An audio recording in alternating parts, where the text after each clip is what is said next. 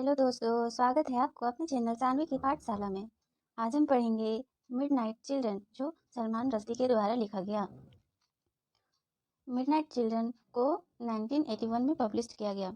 इस नॉवल को स्टार्ट करने से पहले हम इसके राइटर के बारे में कुछ जान लेते हैं। सलमान रश्दी एक इंडियन डायस्पोरा राइटर हैं। मीन्स यह इंडिया में इनका जन्म हुआ और ये यूएसए में जाके अपनी राइटिंग किए, जिसे यह इंडियन डायस्पोरा के अंडर में आ गए। सलमान रश्दी बहुत ही फेमस राइटर है। इनके वर्क को फिल्म में भी शो किया जाता है और रेडियो रिकॉर्डर के में भी बनाया जाता है। और ये जो मिडनाइट चिल्ड्रन है, इसे बुकर प्राइज भी मिल चुका है। यह बहुत ही फेमस नॉवेल है जो सलमान रश्दी के द्वारा लिखा गया है। सो आइए इसके प्लॉट पे चलते हैं। और प्लॉट में जाने से पहले इनके इस नॉवेल के कैरेक्टर, जो कुछ कैरेक्टर हैं उसके बारे में पहले डिस्कस कर लेते हैं, ताकि हमें इसकी समरी समझने में आसानी हो। So let's begin. इस नॉवल में कई कैरेक्टर हैं। यहाँ पे मेन कैरेक्टर को मैंने दर्शाया है। इस नॉवल का सबसे फर्स्ट कैरेक्टर है सलीम सिनाई, जो इस नॉवल का प्रोटैगोनिस्ट है और इसके पास मैजिकल पावर है। टेलीस्कोपी का, जो मीन्स यह अपनी माइंड से, यह शांत रह कर भी अपनी माइंड से हजारों लोगों से कम्युनिकेट कर सकता है। और जब इसकी टेलीपैथी का पावर चला जाता है तो इसके पास एक स्मेल, सूंघने की एक पावर आ जाती है, जो एक कुत्ते की जैसी होती है। सेकंड कैरेक्टर है पद्मा, जो सलीम सेनाई की पूरी स्टोरी को सुनती है। इस नॉवेल में Salim Sinai as a narrator है। इस नॉवेल को पूरा नरेट सलीम सेनाई करता है और पद्मा उसकी कहानी को सुनती है। तीसरा है आदम अजीज, जो सलीम सेनाई का नाना है, और नसीम, जो आगे चलकर सलीम की नानी बनती है। अब्दुल्ला, जो आदम अजीज इनके एक्टिविस्ट में पार्टिसिपेट करते हैं। नादिर खान अब्दुल्ला का असिस्टेंट होता है। मुमताज आदम अजीज और नसीम की बेटी होती है। अहमद सनाई मुमताज का सेकंड हस्बैंड होता है। अमीना, मुमताज जब अपना सेकंड मैरिज करती है अहमद सनाई के साथ, तो वह अपना नाम चेंज करके अमीना रख लेती है। विलियम मैथवॉल्ड, यह एक अंग्रेज होता है। विली विंकन, इस अंग्रेज के घर में यह काम करता है। वनीता, विली विंकन की वाइफ होती है। मेरी फेरेरा, एक नर्स होती है। सलीम की एक बहन है इस नॉवेल में, सीवा, जो मिडनाइट चिल्ड्रन है। पार्वती भी एक मिडनाइट चिल्ड्रन है। मिडनाइट चिल्ड्रन बेस्ट एग्जाम्पल है पोस्ट कॉलोनियल लिटरेचर का। यह नॉवेल आज़ादी के टाइम की कहानी है, जब भारत आज़ाद हो रहा था 15 अगस्त 1947 के आधी रात में अंग्रेजों से। इस नॉवेल को बुकर प्राइज भी मिल चुका है। यह नॉवेल 1981 में पब्लिश हुआ है। सो आइए इसके प्लॉट पे ध्यान देते हैं। इस कहानी में मैजिकल चीज़ों को दिखाया गया है। कहानी की शुरुआत मेन कैरेक्टर सलीम से होती है, जो इस कहानी का नरेटर है, और यह कहता है कि 15 अगस्त 1947 की आधी रात में यह पैदा हुआ, जब भारत आज़ाद हो रहा था अंग्रेजों से। और प्रेजेंट में यह 30 साल का है और 31वां साल में इसका बर्थडे आने वाला है। और ऐसा इसको फील हो रहा है कि वह, उसका शरीर जो है वह धीरे धीरे उसका साथ छोड़ रहा है, इसलिए उसको चिंता सता रही है कि कहीं यह मर न जाए। इसलिए वह अपनी लाइफ स्टोरी पद्मा को सुनाता है। पद्मा एक लेडी है जो सलीम की स्टोरी को सुनती है। सलीम की कहानी कश्मीर से शुरू होती है। सलीम के पैदा होने से 32 साल की पहले की स्टोरी सलीम सुनाता है। सलीम के एक नाना थे आदम अजीज, जो एक डॉक्टर थे और जर्मनी से पढ़ाई किए थे। वो एक महिला का इलाज कर रहे थे, और इलाज करते के दौरान चूँकि आदम अजीज है, जो सलीम के नाना है, वो उस औरत को 3 साल तक इलाज किए, लेकिन उसका फेस एक बार भी नहीं देखा। जब वर्ल्ड वार फर्स्ट 1918 में आज़ादी ख़त्म, मीन्स वर्ल्ड वार फर्स्ट जब ख़त्म हो रहा था, तब आदम अजीज ने उस लेडी नसीम का चेहरा देखा और उसी से शादी कर लिया। और शादी दोनों करके कश्मीर से आगरा आ गए, और उन दोनों कपल को 3 बेटी 2 बेटा हुए। कुछ दिन के बाद आदम अजीज, जो एक डॉक्टर, फेमस डॉक्टर थे और इतने पढ़े लिखे थे, इसके बावजूद भी वह मियाँ अब्दुल्ला के फ्लावर बन गए। और मियाँ अब्दुल्ला एक एक्टिविस्ट थे और आदम अजीज इन्हीं का फ्लावर बन गए। कुछ समय बाद मियाँ अब्दुल्ला को मार दिया गया, किसी ने मियाँ अब्दुल्ला को मार दिया। और इसके अब्दुल्ला के डेथ के बाद उनके एक असिस्टेंट था जिसका नाम नादिर खान था। उसे आदम अजीज़ ने अपने घर के बेसमेंट में छिपा लिया। यह देख जब आदम अजीज़ की वाइफ ने यह देखा कि वह नादिर खान को अपने बेसमेंट में छिपा रहे, तो वह नसीम ने अपने हस्बैंड को मना किया कि वह ऐसा ना करे, लेकिन आदम अजीज़ ने अपनी वाइफ का एक ना सुनी और उसने नादिर खान को अपने बेसमेंट में छुपने के लिए जगह दे दी। यहाँ मुमताज़ दोस्तों मुमताज़ आदम और नसीम की बेटी है। जब नादिर खान ने मुमताज़ को देखा तो वह प्यार में पड़ गया, उसके प्यार में पड़ गया और दोनों ने सीक्रेटली शादी कर ली। इसके बाद जब 2 साल गुजर गया तो आदम को पता चला कि उसकी बेटी मुमताज़ जो है वो अभी तक वर्जिन है, मीन्स नादिर ने अभी तक 2 साल तक उसकी बेटी को हाथ तक नहीं लगाया। इसके बाद नादिर ने एक दिन अचानक से मुमताज़ को छोड़कर वहाँ से भाग गया और फिर कभी आया भी नहीं मुमताज़ के पास। इसके बाद मुमताज़ अकेली नहीं पड़ी, तो अब उसका इंटरेस्ट एक आदमी अहमद सनाई की ओर बढ़ गया। अहमद सनाई भी मुमताज़ को पसंद करने लगा और दोनों ने शादी कर ली और मुमताज़ ने अपने नाम बदलकर अमीना सहनाई कर रख लिया और दोनों दिल्ली चले गए और वहाँ जाके अमीना प्रेग्नेंट हुई। अमीना दिल्ली में एक भविष्य बताने वाले से मिली और उसने बताया कि उसका बच्चा इस देश के साथ बड़ा होगा। तभी कुछ आतंकवादी टेररिस्ट थे, सो अहमद की फैक्ट्री में आग लगा दी जिससे उसकी फैक्ट्री पूरी तरह से जल गई, जिस कारण से उन लोग दोनों को बॉम्बे आना पड़ गया और वहाँ पे एक अंग्रेज से उन्होंने एक घर खरीदा। उस अंग्रेज का नाम था विलियम मैथवॉल्ड।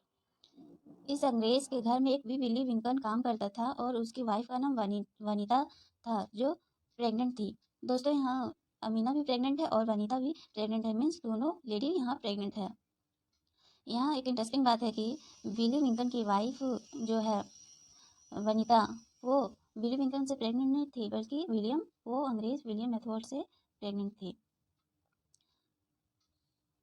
आधी रात जब भारत को आज़ादी मिल रहा था 15 अगस्त 1947 को, तो दोनों लेडी ने एक एक बेटे को जन्म दिया।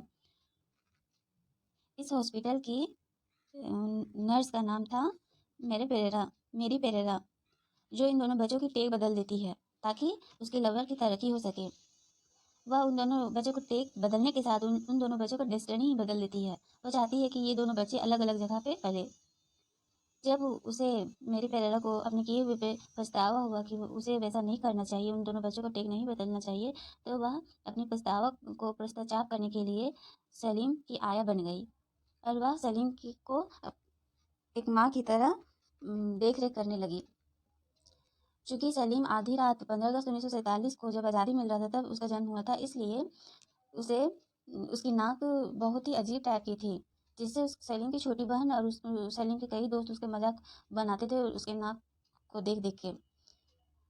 इसलिए वो खुद को एक किसी कोने में छिपा लेता था, कभी बाथरूम में, कभी रूम में, कभी कहीं कहीं कोने में खुद को छिपा लेता था शर्म से। एक दिन सलीम बाथरूम में छिपा हुआ था और उसकी माँ अमीना वहाँ चली गई। बेटे की इस हरकत को देख के अमीना बहुत ही गुस्सा हुई और अपने बेटे को पनिशमेंट दी कि तुम एक दिन कुछ भी नहीं बोलोगे। जब सलीम कुछ नहीं बोलता एक दिन, तब उसे अपनी पावर का पता चलता है कि उसके दिमाग के अंदर कई आवाज़ें उसको सुनाई दे रही है। तो यह बात अपनी फैमिली को बताता है, तो अमीना को पता चल जाता है कि सलीम के अंदर टेलीपैथी का पावर है, मीन्स वह माइंड से बिन चुप हुए, मीन्स कुछ बोले हुए बिना अपने माइंड से कई लोगों, हजारों लोगों से कम्युनिकेट कर सकता है।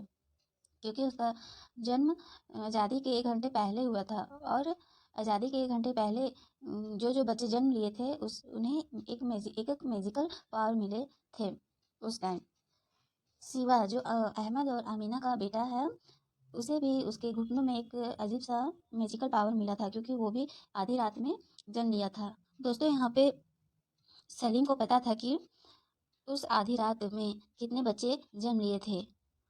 यहाँ पे 1001 बच्चे जन्म लिए थे, जिसमें से 581 बच्चे ही सर्वाइव कर पाए थे। यह सलीम को पता था क्योंकि अपने टेलीपैथी मैजिक के कारण। एक दिन किसी एक्सीडेंट की वजह से सलीम की फिंगर कट गई और उनके पेरेंट्स अमीना और अहमद उसे डॉक्टर के यहाँ लेके गए, तो डॉक्टर ने बोला कि सलीम को ब्लड चढ़ाना पड़ेगा। तो दोनों पेरेंट्स तैयार हो गए अपने खून देने के लिए अपने बेटे को। तब डॉक्टर ने बताया कि उन लोग दोनों का ब्लड उसके बेटे से मैच नहीं कर रहा है। तब अहमद है सो बहुत ही बौखला गया, बहुत ही गुस्सा होने लगा और बोलने लगा कि सलीम तो मेरा घर बेटा है ही नहीं, मेरा सगा बेटा तो है ही नहीं। उधर एक साइड अहमद का बिजनेस ऐसे ठप हो रहा था, जिसके कारण से वह बहुत ही अल्कोहलिक हो गया था। और जब यह बात पता चला कि सलीम उसका सगा बेटा नहीं है, तो वह बहुत ही गुस्सा हो गया और गुस्से गुस्से में उसने अपने बेटे को सलीम को अपने सलीम के अंकल के यहाँ भेज दिया। सलीम अपने अंकल के घर कुछ दिन रहा और एक दिन अपनी आंटी के साथ वह मिसबिहेव कर दिया, जिसके कारण से उसके अंकल को उस सलीम को भेजना पड़ा उसके अपने घर। यहाँ मेरी प्रेरणा है जो घर छोड़ के चली गई थी, अहमद और अमीना के घर से चली गई थी कि अब जो होगा सो होगा, इन लोगों बच्चों का किस्मत है, अब मैं कुछ नहीं कर सकती। अब सोच के मेरी प्रेरणा उस घर को छोड़ के चली जाती है।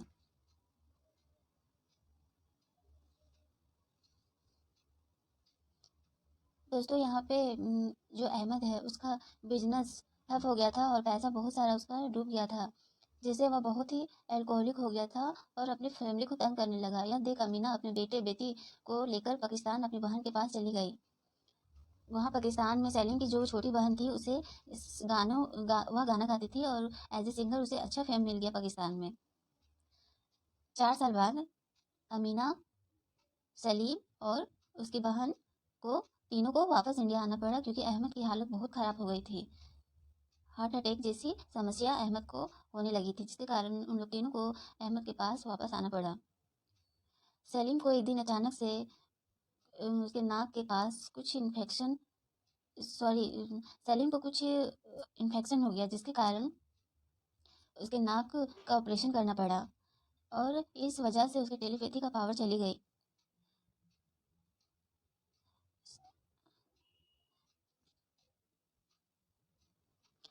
सलीम की टेलीपैथी पावर चली गई, लेकिन उसके पास एक दूसरा मैजिक आ गया। वह नाक से कुत्ते जैसे सूंघने की शक्ति उसके अंदर आ गई। वह एकदम कुत्ते जैसा सूंघ सकता था और पता लगा सकता था कि क्या चीज़ कौन जगह पे है, क्या पावर उसके अंदर आ गई।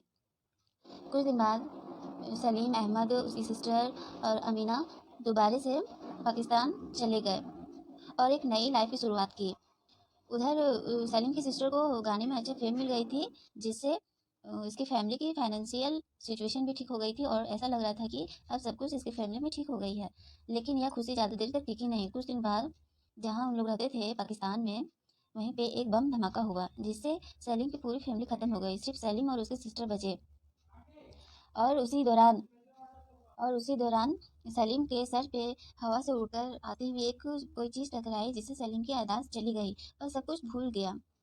और कुछ टाइम बाद सलीम पाकिस्तान आर्मी में भर्ती हो गया और उसे पता भी नहीं चला कि वह कब पाकिस्तान आर्मी में भर्ती हुआ। उसको कुछ नहीं पता था कि उसकी अपनी आइडेंटिटी क्या है।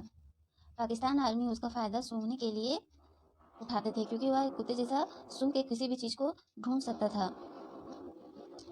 1971 में जब बांग्लादेश के बीच लड़ाई हो रही थी, तो वह सलीम अपने कुछ सैनिकों के साथ वहाँ लड़ने गया और अपने सैनिकों को वहाँ पे लीड करता था। और इसी दौरान उसकी याददाश्त है सो वापस आ गई। उस लड़ाई में उसके कई सैनिक मारे गए, लेकिन सलीम वहाँ से बच गया और वापस पाकिस्तान आ गया, बांग्लादेश छोड़ के। और जब वह वहाँ पे पाकिस्तान आया तो उसे एक लड़की मिली जिसका नाम था पार्वती। चूँकि दोस्तों यहाँ पे पार्वती भी मिडनाइट चिल्ड्रन थी, उसे भी एक मैजिकल पावर मिला था, क्योंकि ये लड़की भी आज़ादी की आधी रात में जन्म ली थी, जिसके कारण वह अपने मैजिकल पावर का यूज करके सलीम को वापस इंडिया ले आती है। जब सलीम इंडिया वापस आता है तो वह अपने रिश्तेदार अंकल से मिलने वापस जाता है, कि इस उम्मीद से कि उसके अंकल सलीम की कुछ सपोर्ट करेंगे फाइनेंशियली। लेकिन दोस्तों यहाँ पे सलीम को उसके अंकल, उसके आंटी कोई नहीं पहचानते और उसे घर से बाहर निकाल देते हैं। फिर वो वापस पार्वती के पास जाता है। पार्वती सलीम से बोलती है कि तुम मुझसे शादी कर लो, लेकिन सलीम ऐसो मना कर देता है। तो फिर पार्वती शिवा से सेट हो जाती है। पार्वती से शिवा शादी नहीं करता, लेकिन उसे प्रेग्नेंट करके छोड़ देता है। सलीम इसके बाद दोस्तों सलीम को ही पार्वती से शादी करना पड़ता है एंड में, क्योंकि सलीम नहीं चाहता कि उसके बच्चे बिना बाप के बड़ा हो। दोस्तों, जब ये सब कुछ चल रहा था, तब भारत की प्रधानमंत्री इंदिरा गांधी थी। जब उन्हें पता चलता है कि मिडनाइट चिल्ड्रन के पास एक अलग ही मैजिकल पावर है, तो वह सभी मिडनाइट चिल्ड्रन को इकट्ठा करवाती है, क्योंकि उन्हें इंदिरा गांधी को मैजिकल पावर पर बहुत ही बिलीव था। वह शिवा की मदद से सलीम को पकड़ती है और उसे बहुत ही टॉर्चर करती है कि बताओ सभी मिडनाइट चिल्ड्रन के बारे में, क्योंकि तुम्हारे पास टेलीपैथी का पावर है जिसे तुम पता लगा सकते हो कि कौन कौन बच्चे मिडनाइट चिल्ड्रन हैं। और उधर राजीव गांधी हैं, जो नसबंदी भी करवा रहे थे। इतना सब कुछ करने के बाद भी, मिडनाइट चिल्ड्रन को इकट्ठा करने, नसबंदी करवाने के बाद भी इंदिरा गांधी भारत इलेक्शन नहीं जीत पाती है। उसके बाद इंडिया को आज़ाद कर दिया जाता है, सॉरी, उसके बाद मिडनाइट को जो इंदिरा गांधी सबको एक जगह इकट्ठा करती है, उन्हें आज़ाद कर दिया जाता है। उधर पार्वती है, जो अपने बच्चे को जन्म के साथ ही मर जाती है। जब सलीम आज़ाद होता है सारी मिडनाइट चिल्ड्रन के ग्रुप से, तो वह पार्वती के बेटे को ढूंढता है और वापस दोनों बॉम्बे चले जाते हैं। वहाँ एक फैक्ट्री में एक चटनी को टेस्ट करता है सलीम, और पाता है कि उसकी आया मेरी पेरेरा भी ऐसे ही सेम चटनी बनाया करती थी कभी उसके लिए। तभी वह मेरी पेरेरा से मिलती है और एक लेडी पद्मा से मिलता है। पद्मा वही है जो सलीम अपनी स्टोरी को नरेट करता है, पद्मा को सुनाता है। वह सोचता है कि वह अब पद्मा से शादी कर लेगा, लेकिन दोस्तों, वह 31 साल होते ही उसकी डेथ हो जाती है। 30वां जन्मदिन खत्म होते ही जब उसका 31वां जन्मदिन आता है, तो उसकी डेथ हो जाती है, जिसके कारण वह पद्मा से शादी नहीं कर पाता। और भविष्यवाणी में जब अमीना भविष्यवाणी सुनती है बॉम्बे में, तो भविष्यवाणी वाले ने बताया होता है कि इस देश के साथ उसका बच्चा जन्म लेगा, जिसके कारण वह 31वां बर्थडे में ही उसकी सलीम चेनाई की मौत हो जाती है। इसी के साथ यह नॉवल ख़त्म हो जाती है। मैं आशा करती हूँ दोस्तों, मेरे एक छोटे से प्रयास से आपको यह नॉवल आपको समझ में आई होगी। Thank you.